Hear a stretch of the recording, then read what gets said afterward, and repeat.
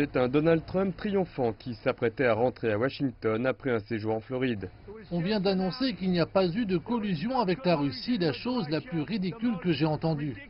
Il n'y a pas eu de collusion avec la Russie, il n'y a pas eu d'obstruction. Comme l'a dit le président américain, un résumé du rapport de l'avocat spécial Robert Mueller, publié récemment, n'a pas constaté que la campagne Trump ou toute personne associée à celle-ci a conspiré ou coordonné avec la Russie dans ses efforts visant à influencer l'élection présidentielle de 2016 aux États-Unis. Et selon le résumé rédigé par le procureur général américain William Barr, aucune collusion n'a été trouvée, en dépit des multiples offres de personnes affiliées à la Russie pour aider la campagne Trump. Donald Trump affirme que ce rapport l'exonère complètement. Cependant, ce même rapport le contredit. En ce qui concerne l'obstruction possible à la justice, la lettre récapitulative de William Barr indique: le Conseil spécial a déclaré que même si ce rapport ne conclut pas que le président a commis un délit, il ne l'exonère pas non plus. La décision de ne pas engager de poursuite contre Donald Trump pour entrave à la justice n'a finalement pas été prise par Robert Mueller, mais par William Barr et le procureur général adjoint.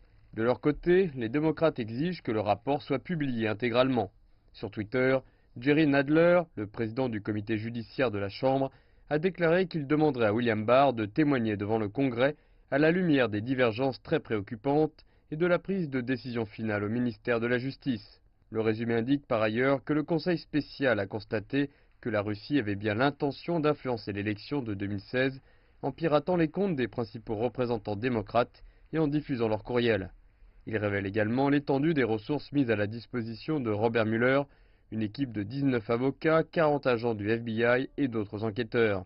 Au cours des 22 mois d'enquête, l'avocat spécial a émis 2800 assignations à comparaître, 500 mandats de perquisition et interrogé pas moins de 500 témoins. À présent, le travail de Robert Mueller est terminé. Les démocrates affirment que la remise de son rapport ouvre une nouvelle étape dans la bataille. Mais il est difficile de ne pas reconnaître que dimanche fut une très bonne journée pour la Maison-Blanche de Donald Trump.